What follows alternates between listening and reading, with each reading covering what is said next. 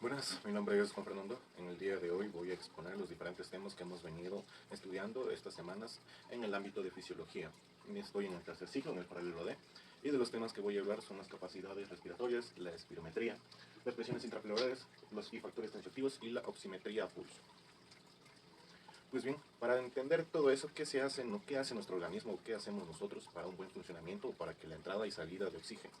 Pues tenemos dos factores, la ventilación y también la respiración. Básicamente, hablando en una forma médica o una forma muy simple, la ventilación es el flujo de entrada y salida de aire de la atmósfera hacia los alveolos pulmonares y viceversa. Y la respiración es la entrada de oxígeno y la salida de dióxido de carbono, es decir, ese intercambio, pero la respiración básicamente va a ser la entrada y salida. ¿Ok? Entonces tenemos las capacidades pulmonares, que estas capacidades pulmonares lo vamos a ver después, que nos van a ser muy útiles al momento de una espirometría. Sin embargo, estas capacidades pulmonares nos van a indicar cómo funciona nuestro organismo o qué capacidad tiene nuestro organismo de mantener o de exhalar todo el aire. Pues bien, vamos a tener diferentes volúmenes. Por ejemplo, el volumen corriente. Básicamente el volumen corriente es lo que nosotros inspiramos y expiramos sin darnos cuenta. Es nuestra respiración normal. Este es nuestro volumen corriente, que en hombres es de 500 mililitros. El volumen de reserva inspiratorio. Este volumen de reserva inspiratorio es la capacidad que tienen nuestros pulmones de inspirar aire sin tener en cuenta el volumen corriente, que en este caso sería de 3000. Volumen de reserva expiratorio. Básicamente es lo mismo de la inspiración, pero lo transformamos a expiración. Es la capacidad máxima, es la capacidad que tienen nuestros pulmones de expirar el aire sin tomar el volumen corriente, que es de 1100 mililitros. Y el volumen residual. Este volumen residual es que todos los seres vivos tenemos, todos los seres humanos tenemos, y este volumen residual se añade cuando el feto o cuando el bebé hace su primera inhalación. Se caracteriza que no se puede expirar forzadamente. Es de un valor de 1200. Una vez entendiendo esto, vamos a ir con las capacidades, que básicamente las capacidades es la unión de todos los volúmenes. Entonces tenemos la capacidad vital, básicamente que eso representa el volumen de aire que una persona puede introducir y sacar de los pulmones. La capacidad vital es la inhalación que puede hacer el paciente y la exhalación máxima que puede hacer. La capacidad inspiratoria, básicamente, es la cantidad máxima de aire que puede inspirar un individuo después de una expiración normal. Aquí es decir, como dije que van a ser las diferentes uniones de los volúmenes. En el primero va a ser el volumen de reserva inspiratorio, volumen corriente, más volumen de reserva expiratorio, que va a ser de 4500 a 5000. En este cambio, la capacidad inspiratoria va a ser el volumen corriente más el volumen reservatorio inspiratorio. Es decir, es la capacidad máxima, la capacidad inspiratoria es la capacidad máxima que tienen nuestros pulmones para almacenar o para que entre aire. Es lo máximo que puede hacer nuestro pulmón. Después, la capacidad funcional residual es la cantidad de aire que se queda en los pulmones al final de una expiración normal. ¿Ok? Entonces, estas van a ser unión de los diferentes volúmenes. El volumen de reserva respiratorio más el volumen corriente. Es lo máximo que nosotros podemos exhalar tomando desde límite, por así decirlo, nuestro volumen corriente, es decir, nuestra inspiración y expiración normal. Entonces de ahí comenzamos a expirar lo máximo que podemos. A eso se refiere la capacidad funcional residual. Y la capacidad pulmonar total es básicamente lo máximo que puede nuestro pulmón inspirar y expirar. Es decir, al momento de que tomamos una inhalación profunda y hacemos una exhalación profunda. Este va a estar constituido por la mayoría de los volúmenes: volumen corriente, volumen de reserva inspiratorio, volumen residual expiratorio, más el volumen residual, que va a ser un valor de 5700, en el otro es de 1200. ¿Okay? Y además tenemos diferentes métodos que podemos medir, que es el más importante. Bueno, aquí podemos ver los diferentes métodos, pero el que vamos a hablar en este video es de la espirometría. También tenemos, por ejemplo, medición de difusión de monóxido de carbono, medición de gases en sangre venosa y arterial, test de ejercicio, diferentes formas de medirlo, pero en este caso nos vamos a enfocar en la espirometría. Aquí es como podemos ver en un gráfico lo que nos va a lanzar una espirometría. Bien, en este eje vamos a ver que son los volúmenes pulmonares. Y en el eje de aquí van a ser el tiempo que va a suceder esto. Entonces, como mencionaba, el volumen corriente es lo que nosotros inspiramos y exhalamos constantemente, nuestra respiración normal. El volumen de reserva inspiratorio, hay que acordarnos que es lo que nuestro pulmón puede aceptar de aire sin contar el volumen corriente. Y así con toda la capacidad inspiratoria. Está ya contando con el volumen corriente, la capacidad vital y la capacidad pulmonar total, que básicamente eran todos los valores. En algo adicional también no hay que olvidar que tenemos diferentes volúmenes. El volumen de respiratorio por minuto, que es la frecuencia cardíaca, por el volumen corriente. que en la mayoría, obviamente, esto va a variar de la complexión de la persona, la edad, el peso, si hace ejercicio o no, va a ser de 4 litros por minuto. Y el volumen de espacio muerto en el aire, este espacio muerto, para abreviarlo, es el aire que no hace el intercambio gaseoso. Tenemos espacio fuerza anatómico, espacio muerto alveolar y espacio muerto fisiológico, que va a ser de 4.2 litros por minuto. Bien, tenemos la espirometría, que básicamente la espirometría es un examen que se hace al paciente para examinar la entrada y la salida, y asimismo la velocidad de entrada y la velocidad de salida que hacen nuestros pulmones en la inhalación y la exhalación. Se lleva a cabo de un espirómetro, que podemos ver que es algo similar a esto, que va a lanzar una hoja, que va a ser el espirógrafo, que va a darnos un valor como en la antigua gráfica que vimos. Además, es un dispositivo especial que registra la cantidad de aire de un circuito inhalado o exhalado, así como la velocidad de cualquier aire desplazado hacia adentro o hacia afuera. Básicamente lo que expliqué con anterioridad. ¿Cómo se hace la espirometría? Esto es importante saberlo ya para explicarle a nuestros pacientes o nosotros como pacientes ayudarle al doctor en estos momentos a realizar una espirometría. Primeramente tenemos que el espirómetro va a tener una boquilla. Esta boquilla va a ser de un solo uso para la higiene, del paciente. Esta boquilla la tenemos, esta como tapita o como tubo, lo tenemos que insertar en la boquilla del espirómetro. Después vamos a hacer 3 ciclos en total. 2 ciclos que va a ser para inhalación y exhalación profunda. Es decir, y al momento de llegar al tercer ciclo hacemos una inhalación profunda, nos ponemos algo que nos tapone la nariz y pegamos nuestra boca a la boquilla, sin dejar que creen huecos donde se pueda escapar el aire. Entonces ahí comenzamos a exhalar lo más fuerte que podamos. Continuamos soplando durante 6 segundos en personas adultas y de 3 segundos en personas o en niños menor de 10 años. Esto se debe repetir 3 veces básicamente para una mejor gráfica y para contrastar bien los diferentes parámetros que nos dio, para dar un parámetro promedio. Aquí es donde podemos ver un video donde básicamente nos va a explicar de mejor manera esto, que está en la bibliografía de esta misma presentación, pero ahí está el nombre con lo que pueden encontrar. Entonces, ¿cuáles son las mediciones más importantes o las mediciones que nosotros hemos visto hasta ahora de la espirometría? Vamos a tener 3 mediciones importantes: la capacidad vital forzada, el volumen expiratorio forzado en un segundo y el covalente de estos dos. Básicamente, ¿qué es CVF o qué es la capacidad vital forzada? Una vez que nosotros ya se explicó cuál es la maniobra de la espirometría, cuando nosotros vamos a expirar en el espirómetro, valga la redundancia, va a ser la exhalación con mayor fuerza y duración es de la cantidad exhalada en esta espirometría. Eso significa todo lo que exhalaste en la espirometría. Esa es la capacidad vital forzada. El volumen expiratorio forzado en un segundo es la cantidad exhalada en esta misma maniobra, pero solo contamos en un segundo.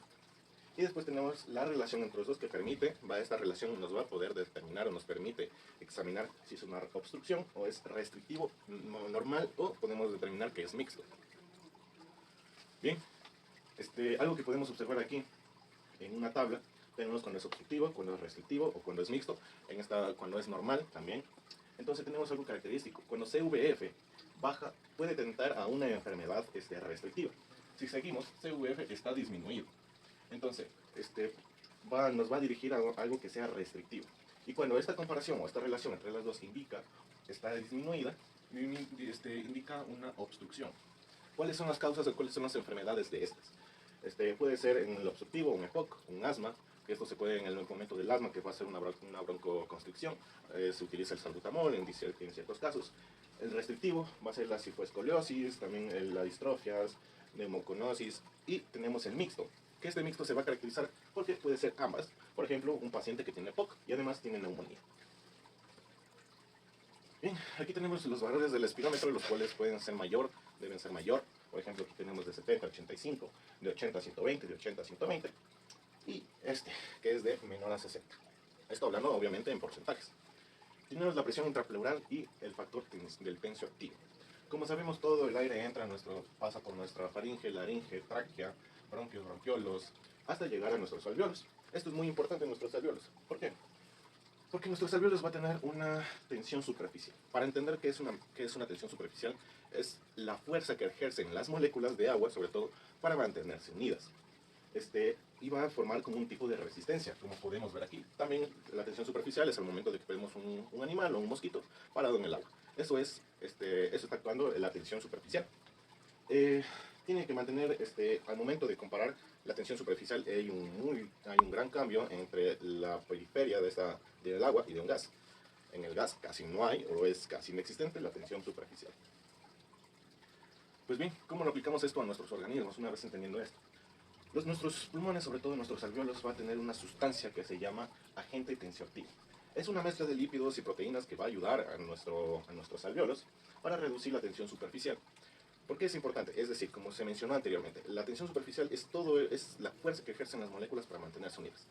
Este agente tensioactivo básicamente va a ser como tipo un anestésico de esto que va al momento de relajarlas. Entonces, ¿esto qué ayuda? Permitiendo que los pulmones se expandan más fácilmente durante la inhalación. Esto es lo que básicamente nos ayuda. Sabemos, o como es bien sabido, que tenemos la presión de la cavidad pleural, la intrapleural es menor que la presión de los alvéolos. Aquí tenemos un cuadro básicamente que va a representar la presión pleural en la expiración, que la expiración es de menos 7.5 centímetros de agua, y en la expiración es de menos 5 centímetros de agua. Lo mismo podemos observar en la presión alveolar y la duración de estos. Tenemos diferentes factores que van a regir, por así decirlo, o van a poder hacer una variación en esto, que es la tendencia de los pulmones a retroceder por sus fibras elásticas. Algo que tienen los pulmones es que tienen fibras elásticas. Estas fibras elásticas les va a permitir, obviamente, al momento de inhalar, expandirse y exhalar, es decir, a que vuelvan a contraerse estas elásticas. La tensión superficial del fluido alveolar, como ya se mencionó anteriormente, de la tensión superficial, y la tendencia de la pared del pecho comprimido a retroceder y ensancharse hacia afuera. Estos son los determinantes. Pues bien, tenemos la oximetría de impulso. La oximetría, básicamente, vamos a tener diferentes factores de cómo lo vamos a medir. Tenemos la presión parcial de oxígeno, la saturación de oxígeno y SpO2, que es básicamente los que nos va a lanzar el oxímetro. ¿Pero qué es la presión parcial de oxígeno? Como su palabra mismo lo dice, es la presión parcial de oxígeno en la sangre arterial. La saturación de oxígeno es el porcentaje de la saturación de oxígeno en la hemoglobina en la sangre arterial.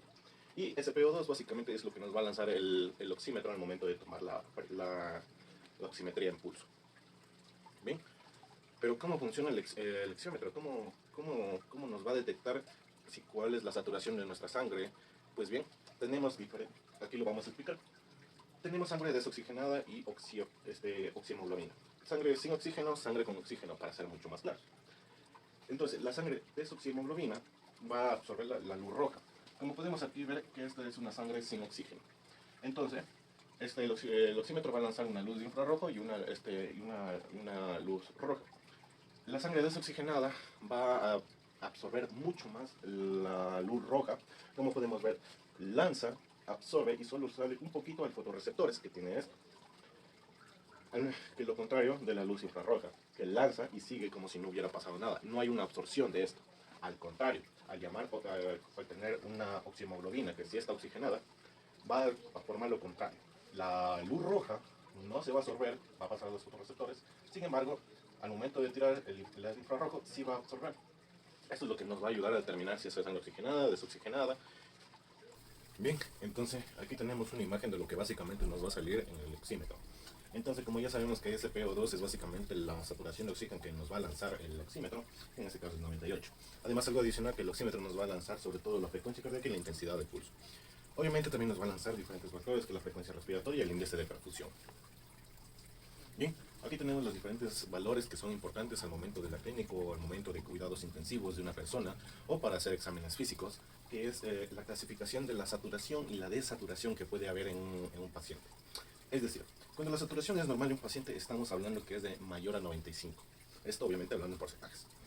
La desaturación leve, esta desaturación leve ya va de un 93 a un 95%. Una desaturación moderada ya va de un 88 a un 92. Y ya cuando es una saturación grave, ya es de menor a 88. Obviamente, todos estos valores, hablando del oxímetro, nos van a servir en la parte de aquí, en este oxímetro que es de ejemplo.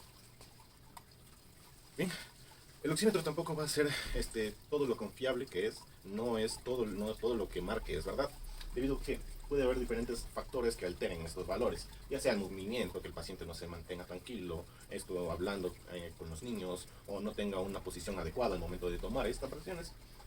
El pigmento de la piel, la pintura de las uñas, cuando las mujeres sobre todo que se pintan las uñas, esto va a variar debido a que, como ya sabemos, el oxímetro trabaja con luz roja y luz infrarroja.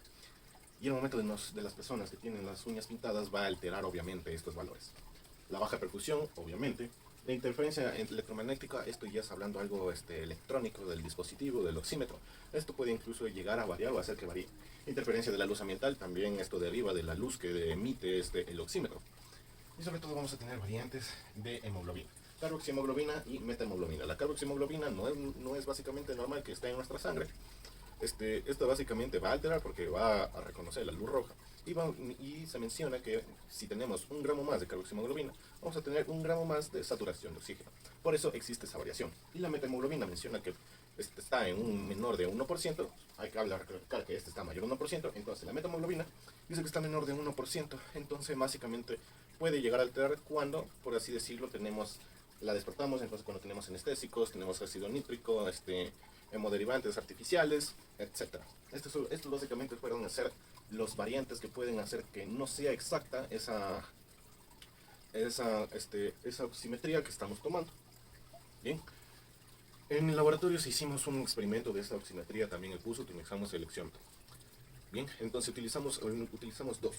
Al momento de una persona está normal tomando con el oxímetro normalmente, con una frecuencia cardíaca de 84 y una saturación de 94. Básicamente es que está normal esta persona. Pero también hicimos el momento de hacer ejercicio. Vemos esta imagen que nos indica que ha hecho en este ejercicio esta persona, básicamente porque lo hicimos en clase, pero también por la saturación, por la frecuencia cardíaca, que es de 160. Además, esto nos ayuda a determinar obviamente que está haciendo ejercicio. Además, esto puede ser por una desaturación, por mal movimiento, o que no se haya puesto bien el oxímetro.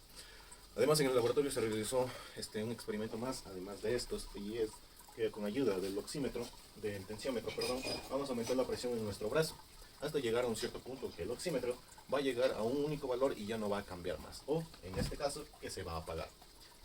Bien, esta fue la exposición de todos los temas que hemos visto por estas semanas en que tratan la respiración, o lo que engloba los pulmones con la respiración. Las bibliografías con las que se ha utilizado este video, que sea informativo y sobre todo que se haya expresado y se haya entendido bien.